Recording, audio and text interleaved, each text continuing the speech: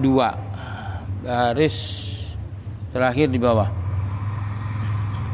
Bismillahirrahmanirrahim. Rabbil alamin ay maliki jami'il makhluqati wa salatu azziyadatur rahmati minallahi ta'ala al-maqrunati bita'zimi Sayyidina Muhammadin huwa ibnu Abdillahi akmalul khalqi khalqan wa khuluqan mab'utsun fi Makkah wa madfunun fil Madinati al-musyarrafati wa alihi ay a'wanihi min ahlil iman wa sahabatuhum alladzina yajtami'una bihi sallallahu alaihi wasallam fi hayatihi ba'da nubuwwatihi mu'minina bihi wa sahabatu alladzina tuwfiya Rasulullah sallallahu alaihi wasallam wa hum ahya'un mi'atu alfi sahabiyyin wa arba'atun wa asyruna alfan radhiyallahu anhum ajma'in.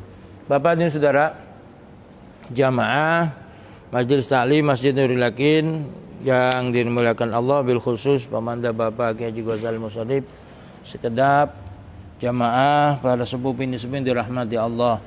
Lanjutan kajian kitab Masail Abil Laits halaman kedua masih di muqaddimah. Kemarin kita sudah bahas bahwasanya penulis ini memulai tulisannya, bukunya dengan menuliskan basmalah dan hamdalah. Kemarin maknanya sudah kita bahas bareng-bareng. Kemarin ada pertanyaan tentang nama Allah, sifat Allah, itu sama.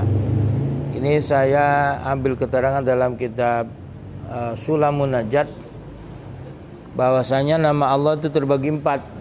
Dari 100 nama Allah, 99 ditulis dalam Al-Quran, 1 hanya Allah yang tahu. Itu dari 99 itu dibagi jadi 4. Ada asma'us sifat, nama-nama yang menerangkan sifat Allah.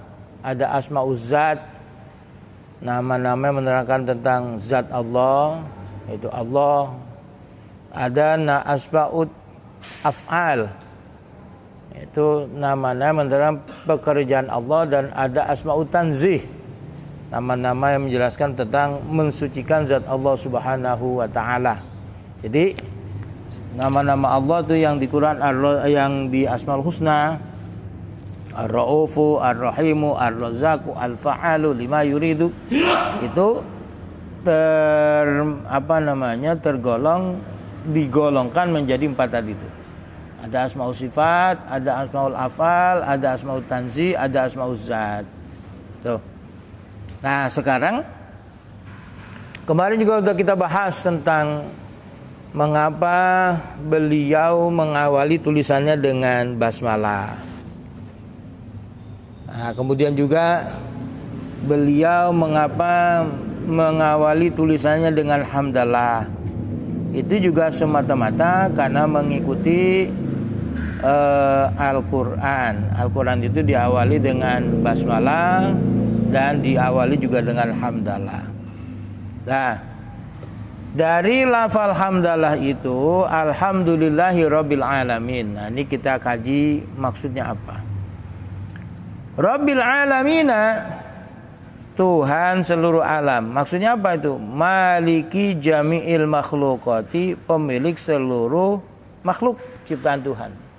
Itu Allah yang memiliki. Jadi alhamdulillah segala puji bagi Allah Rabbil alamin, pemilik seluruh makhluk, baik yang di atas langit maupun yang di bumi, yang kecil maupun yang besar, yang kelihatan maupun yang enggak kelihatan. Itu semua ciptaan milik Allah yang merawat. Jadi Rabbun itu bisa memakna pemilik, bisa dimaknai perawat, bisa dimaknai yang menguasai. Nah, jadi Allah subhanahu wa ta'ala itu yang memiliki alam ini. Jadi karena dia yang memiliki, pasti Allah akan merawatnya. Nah, karena Allah pemilik, Allah pasti merawatnya. Dan semuanya tunduk kepada perintah Allah subhanahu wa ta'ala, karena Allah sang pemiliknya. Nah, Itu kemarin selesai bahasan basmalah dan hamdalah. Kemudian juga penulis bersalawat kepada Nabi. Maksudnya apa itu salawat? Wassalatu azyadatur rahmah minallahi ta'ala. Wassalatu dan salawat itu maksudnya apa? Ziyadatur rahmah, yaitu pertambahan kasih sayang minallahi ta'ala, dari Allah Ta'ala, al-makrunati bita'zimi, yang dibarengi dengan pengagungan. Jadi kita bersalawat kepada Nabi, maksudnya kita mohon kepada Allah agar Nabi Muhammad senantiasa semakin disayang oleh Allah. Nah, sayangnya Allah dibarengi dengan Nabi Muhammad semakin dimuliakan, semakin diagungkan oleh Allah Subhanahu wa taala.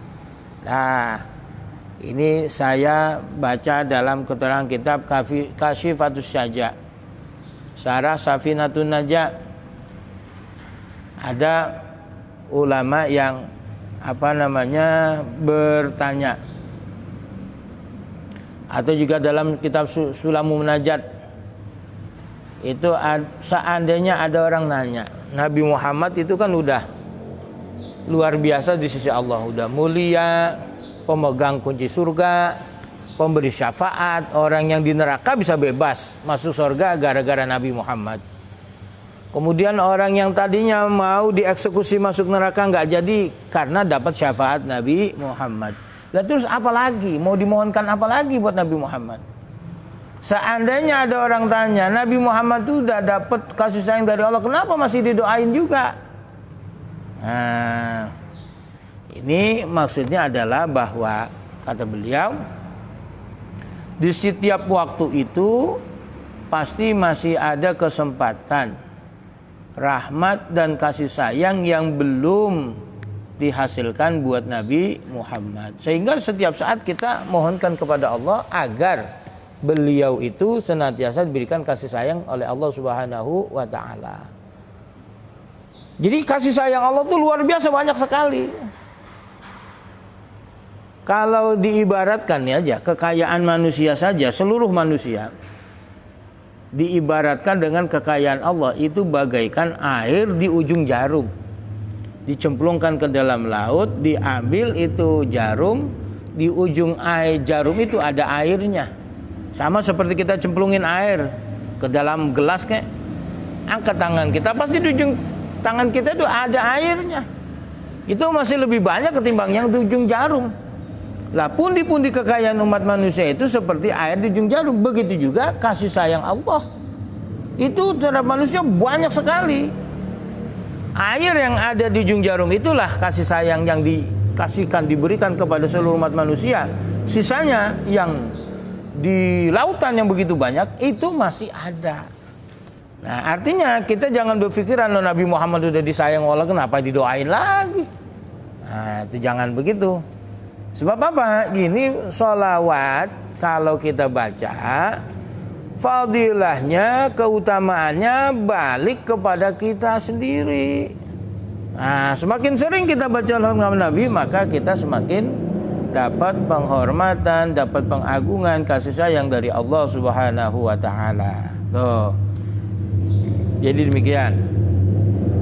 Nah, siapa nabi kita yang kita kirimi sholawat? Sayyiduna Muhammadin, penghulu kita Nabi Muhammad, huwa ibnu Abdullah, yaitu Muhammad anak laki-laki dari Abdullah. Sifat beliau akmalul khalqi khalqan wa khuluqan. Makhluk yang paling sempurna dari sisi penciptaan dan akhlaknya. Penciptaan Nabi Muhammad itu, beliau ini penciptaannya sangat sempurna. Beliau itu manusia pilihan dari keturunan Ismail, dari Kinanah dari Bani Quraisy dari Bani Hashim. Nah, ini Nabi Muhammad itu senantiasa makhluk yang terpilih dari keluarga yang terpandang. Bahkan dalam keterangan kitab Barzanji itu nenek moyang beliau sampai dengan Nabi Adam tidak ada satupun yang terlibat kasus perzinahan. Artinya beliau ini nasabnya terjaga terus, kualitasnya terjaga, karena tidak ada satupun dari nenek keturunan datuk-datuknya yang terlibat kasus perzinahan. Nah, ini Allah jaga betul nih beliau. Juga dari sisi fisik, Nabi Muhammad itu paling tampan. Kalau dalam Al-Quran ada kisah manusia tampan di zaman Nabi Yakub, yaitu Yusuf anak beliau. Tapi ketampanannya ternyata bikin fitnah. Sampai Zulaikha, istrinya penguasa Mesir, jatuh cinta, tergiur terhadap ketampanan Nabi Yusuf. Nah, Nabi Muhammad lebih tampan dari beliau. Ibarat ketampanan itu bulat dibagi dua, separuh milik Nabi, separuh dibagi dua lagi. Sepertiganya buat Nabi Yusuf, sepertiganya lagi buat kita dibagi umat manusia. Nah, ini bisa kita bayangkan betapa Nabi Muhammad itu sangat tampan dan luar biasa. Fisiknya sempurna. Tidak ada bau tidak sedap keluar dari tubuh beliau. Enggak pernah angop. Kalau kita kekenyangan angop. Nabi Muhammad enggak. Beliau itu keringatnya wangi, bahkan jadi bibit minyak wangi. Kemudian tidak ada lalat nempel di tubuhnya, karena memang enggak ada alasan, karena wangi.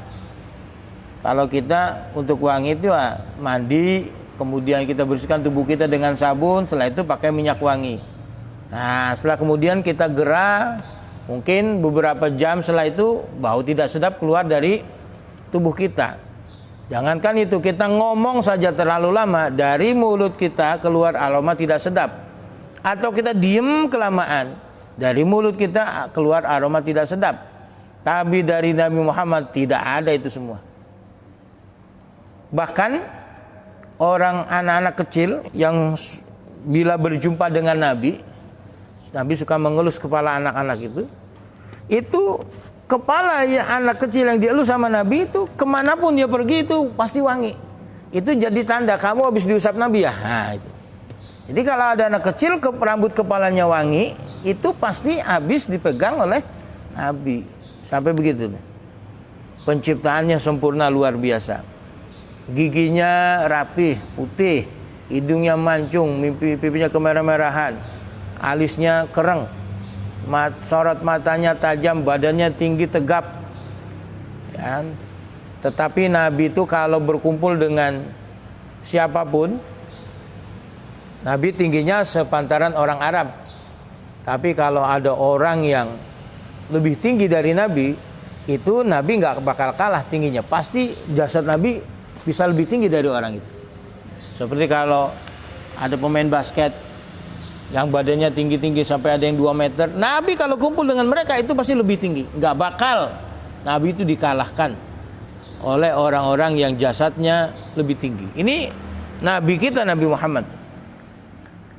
Wa khuluqan, dan pekertinya. Nabi Muhammad ini luar biasa, pekertinya, akhlaknya ini luar biasa. Paling sempurna, tidak ada yang ngalahin. Mab'utsun fi Makkah, Nabi diutus di Mekah. Ya, diangkat sebagai Nabi dan Rasul itu di Mekah. Wa madfunun fil Madinati, dan dimakamkan di Madinah, di rumah beliau. Al-Musyarrafati, yang mulia. Jadi begini Bapak dan Saudara, kalau kita lihat itu di Masjid Nabawi, itu makam Nabi itu sekarang ada di komplek masjid. Karena memang dulu itu rumah beliau. Jadi rumah Nabi sebelah sana itu pintu rumah Nabi. Jadi suka Nabi itu tidur di pangkuan istrinya Siti Aisyah, kepalanya di pangkuan istrinya, badannya ada di dalam masjid. Nah, kalau kita sekarang berpikir konteks sekarang, kepalanya panjang amat tuh leher. Lah, kepala di pangkuan bini di rumah, kok badannya di masjid, apa terpotong? Tidak, ternyata rumah Nabi itu memang nempel dengan masjid. Itu rumah beliau, ini masjid. Nah itu. Nah ini sekarang jadi komplek Masjid Nabawi. Bersalawat kepada Nabi tidak hanya kepada beliau saja, tetapi juga kepada keluarga Nabi. Siapa yang masuk keluarga Nabi? Wa alihi, dan keluarga Nabi ay a'wanihi, orang-orang yang menolong Nabi, min ahlil imani, dari orang-orang beriman. Jadi keluarga Nabi itu semua orang beriman yang menolong beliau. Nah, dalam konteks sekarang nih, di mana ada orang kafir yang tidak ngerti Nabi Muhammad, dengan alasan kebebasan berekspresi, mereka membuat karikatur Nabi. Nah, ini sikap umat Islam, khususnya para tokoh Islam ini beda-beda. Ada yang marah, ada yang tenang. Kenapa? Ya karena memahami orang kalau nggak tahu ya begitu. Orang kalau tahu nggak bakalan begitu. Nah, karena ketidaktahuan itulah makanya kita harus memberitahu. Nah, sementara orang yang sikapnya marah ya wajar saja. Sosok yang dimuliakan diganggu, diciderai. Nah, bagaimana kita? Ya dua-duanya kita pakai. Satu sisi kita marah, satu sisi juga kita boleh hati panas tapi kepala tetap dingin. Maksudnya jangan kebablasan. Seperti sekarang ini, boykot produk-produk Perancis. Ya yang diboykot jangan yang produk massal. Nah yang apa tuh yang mahal-mahal. Orang yang beli tas yang harganya ratusan juta, parfum yang puluhan juta, yang itu yang antep tuh. Nah ini yang model makanan kayak yang beginian. Ini beginian jual siapa? Orang Islam. Yang jadi kuli-kulinya siapa? Orang Islam. Kalau kagak dijual nggak laku, yang nganggur siapa? Orang Islam juga. Tapi kalau antep-antep kayak mobil, kemudian pakaian, tas, itu kan parfum dari Perancis terkenal tuh, yang jutaan harganya. Bahkan kalau tas itu yang milik Gubernur Banten itu tasnya 500 juta.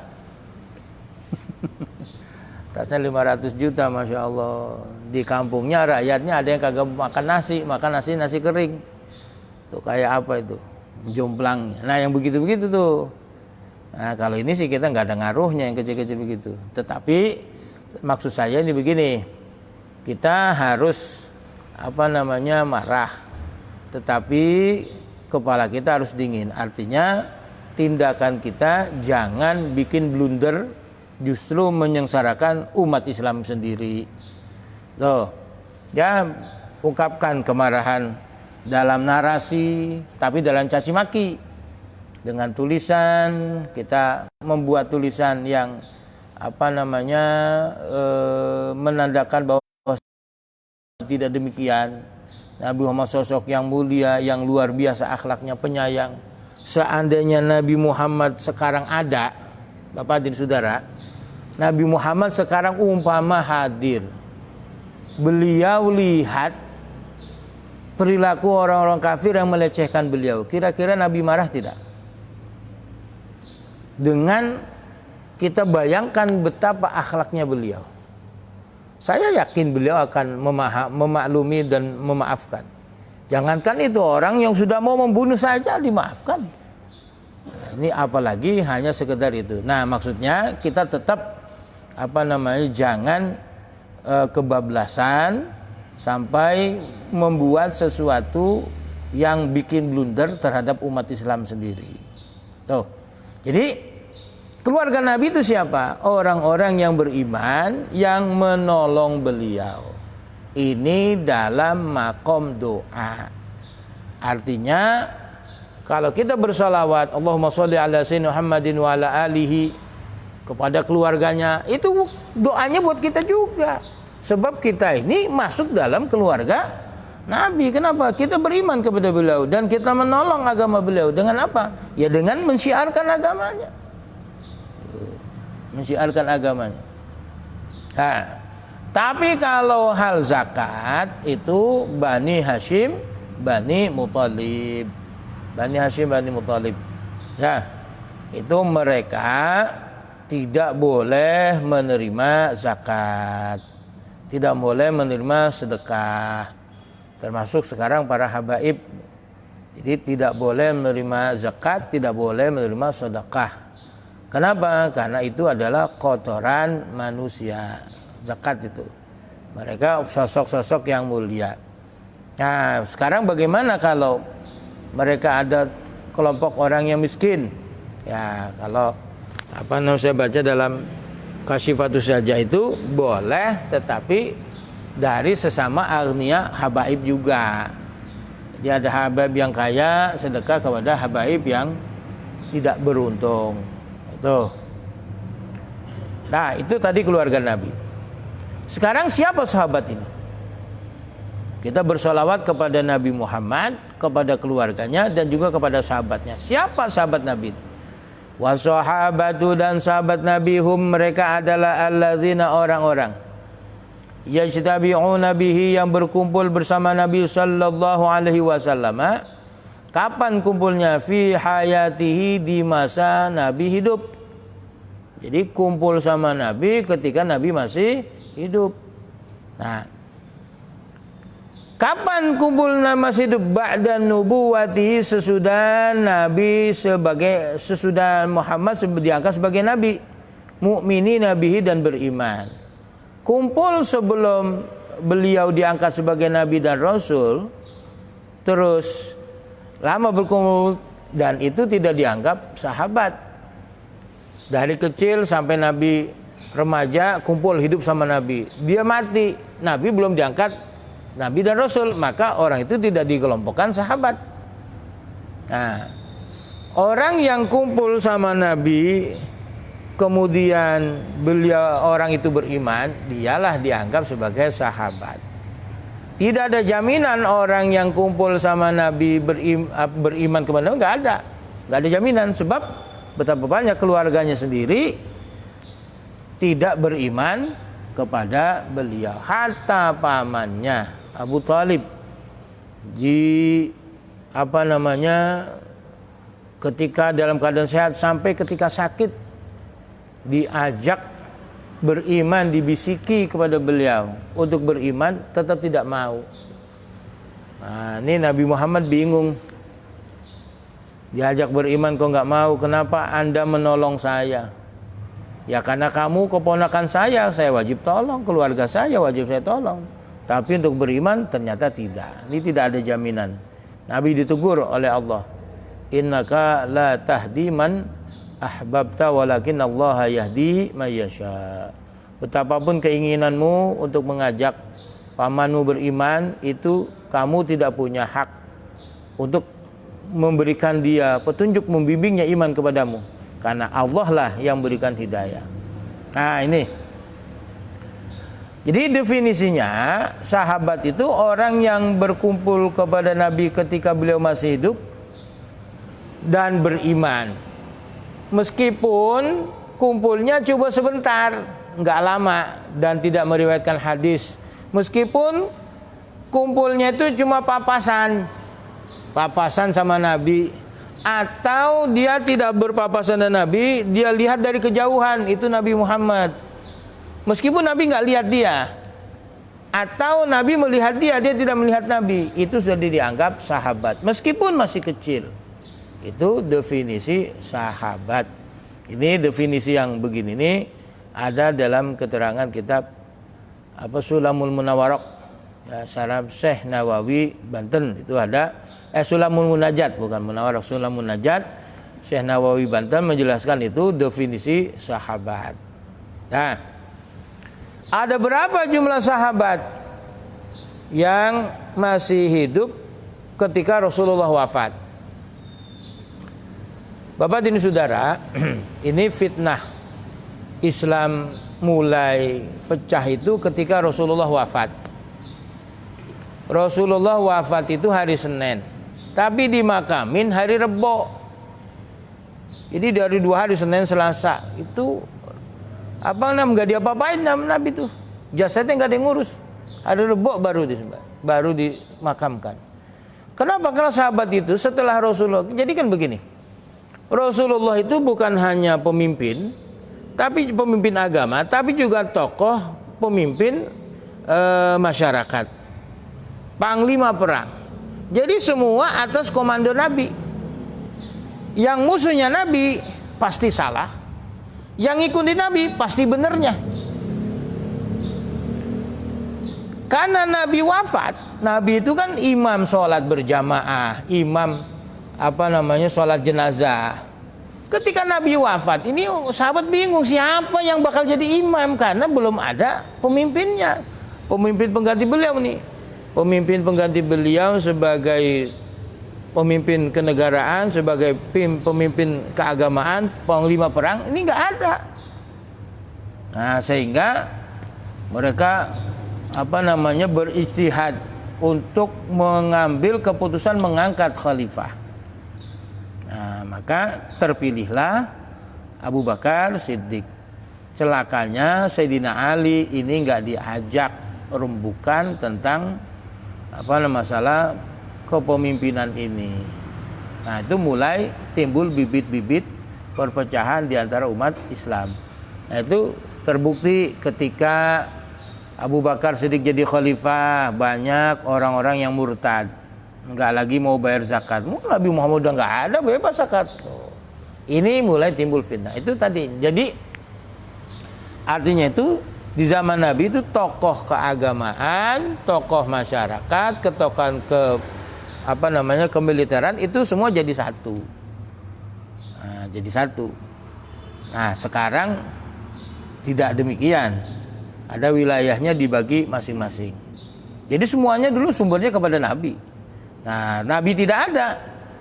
Ini makanya sahabat itu bingung nanti siapa yang bakal ngimami Nabi sholat jenazah. Sehingga saat itu orang-orang menyolati Nabi itu sendiri-sendiri, tidak berjamaah. Sahabat datang sembayangin, nggak ada yang mimpin sholat berjamaah. Wassahabatu alladzina tuwfiya Rasulullah sallallahu alaihi wasallam wa hum ahya'un. Wassahabatu dan sahabat alladzina orang-orang tuwfi yang diwafat Rasulullah sallallahu alaihi wasallam. Orang-orang yang ditinggal wafat Rasulullah, wahum ahya'un, mereka masih pada hidup, mi'atu alfin 100.000 sahabiyin wa arba'atun wa ishruna alfan 24.000 124.000 radhiyallahu anhum ajma'in, mudah-mudahan Allah ridha anhum kedua mereka semua. Tuh, ini sahabat yang masih hidup ketika Rasulullah wafat ada 124.000. Nah, ketika mulai Abu Bakar Siddiq menjadi khalifah, ini dalam Sulamul Munajat beliau itu diterangkan oleh Syekh Nawawi Banten sakit karena rindu dendam terhadap Nabi. Ditinggal wafat Nabi itu ngerenes, jadi sakit. Konon beliau itu sakitnya karena diracun. Betapa nih seorang khalifah yang adil matinya mengenaskan. Yang kedua Sayyidina Umar. Sayyidina Umar pun juga meninggalnya itu dibunuh. Sayyidina Umar. Sayyidina Utsman begitu juga, wafatnya dibunuh. Beliau itu hafidz Quran, lagi baca Quran, pas lempengan baca surat Al-Kahfi, wal yatalattaf wala yush'iruna bikum ahada, dibacok kepalanya, darahnya muncrat mengenai mushaf Quran. Makanya zaman dulu itu diabadikan pas lempengan ayat wal yatalattaf itu ada catnya merah. Kalau sekarang udah nggak ada tuh. Surat Al-Kahfi itu udah sama hitam semua kalau zaman dulu. Kalau zaman dulu tuh cetakan dulu Pas lempengan wal yatalattaf ala syai'in nabi, itu ada tintanya, tinta merah, mengabadikan bahwasanya Sayyidina Utsman ketika lagi baca Quran, pas lempengan ayat surat Al-Kahfi, lempengan ayat itu, beliau dibaca kepalanya, muncrat darahnya mengenai mushaf Al-Quran. Ini semuanya tragis. Sayyidina Ali pun juga begitu, meninggalnya terbunuh. Artinya apa? Kalau sekarang kita membicarakan persatuan umat Islam, ya memang sudah begitu. Dari ketika Nabi sudah wafat, itu bibit-bibit perpecahan sudah mulai ada. Itu tadi. Belum lagi permasalahan antara Siti Aisyah dengan Sayyidina Ali. Gara-gara yang dulu kita pernah kaji itu hadisul ifki, gosip yang menimpa Siti Aisyah. Beliau digosipkan oleh Sufyan bin Mu'attal, ya, Abdullah bin Ubay, bahwasanya beliau dituduh berselingkuh dengan Sufyan bin Mu'attal. Karena gara-gara apa? Karena semua pasukan sudah nyampe Madinah, beliau berdua belakangan. Sufyan bin Mu'attal nuntun onta, Siti Aisyah naik di ontanya. Padahal dalam perjalanan itu, pengakuan Sufyan bin Mu'attal, sepotong kata pun tidak pernah beliau bercakap-cakap dalam perjalanan sejauh itu. Beliau memang bertugas sebagai untuk menyisir pasukan, barangkali ada yang ketinggalan. Sedangkan Siti Aisyah itu ketika bermalam mampir, beliau ingin buang air kecil. Ya, ingin buang air kecil, pasukan ini nggak tahu kalau Siti Aisyah itu belum naik onta. Nah, ketika semua udah berangkat, dikira Siti Aisyah sudah ada di ontanya, itu beliau balik, sudah nggak ada. Nah, beliau kemudian tertidur di lokasi tempat perkemahan tadi. Sufyan bin Mu'attal karena beliau bertugas untuk menyisir, barangkali ada yang ketinggalan, beliau kaget mengucapkan inna lillahi wa inna ilaihi rajiun. Kalimat duka cita, kenapa istri Rasulullah kok ditinggal? Nah, akhirnya beliau karena mengucapkan ini, kaget Siti Aisyah, bangun. Akhirnya dipersilakan untuk naik onta. Beliau tuntun tuh dalam setiap perjalanan itu tidak pernah ada percakapan apapun. Karena Sufyan bin Mu'attal sangat-sangat menghargai privasi keluarga Nabi.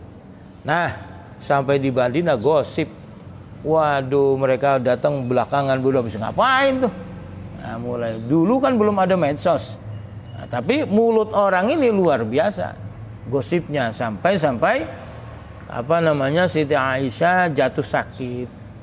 Kenapa? Karena Nabi pun ternyata terkena pengaruh dari gosip tersebut, hampir mempercayai. Beliau minta pandangan kepada, bertukar pikiran kepada Sayyidina Ali. Apa Sayyidina Ali? Ya Rasul, kawin aja lagi, perempuan yang cantik banyak. Nah, ini terdengar oleh Siti Aisyah, beliau sakit hati karena omongan dari Sayyidina Ali. Sehingga sampai kalau ada hadis yang diriwayatkan oleh Sayyidina Ali dari Rasulullah lewat jalur Siti Aisyah, beliau itu ngomongnya an fulanin atau an rajulin. An rajulin, qala Rasulullah SAW, rajulin dimaksud itu adalah Sayyidina Ali. Artinya apa? Ya manusiawi sekali itu terjadi. Bapak dan saudara, inilah fitnah di mana mulai mengembang ketika awal berkembangnya agama Islam. Sehingga sekarang ini kita bagaimana? Ya, kita wajib mengkajinya, tapi jangan menyalahkan siapa-siapa. Kenapa? Karena sahabat Nabi, betapapun mereka itu sangat mencintai Rasulullah, ya, sangat memuliakan Rasulullah. Nah, karena kehilangan sosok, ya wajar sajalah mereka goyang Karena sosok yang cukup dihormati, cukup dihargai hilang, mereka goyang seolah-olah kehilangan pegangan. Tetapi karena mereka itulah sejarah Islam terukir begitu indah. Ya, sampai menyebar ke Asia, sampai ke Cina, sampai ke tanah air kita Indonesia. Demikian Bapak Ibu Saudara, mudah-mudahan bermanfaat. Lebih kurang mohon maaf. Assalamualaikum warahmatullahi wabarakatuh.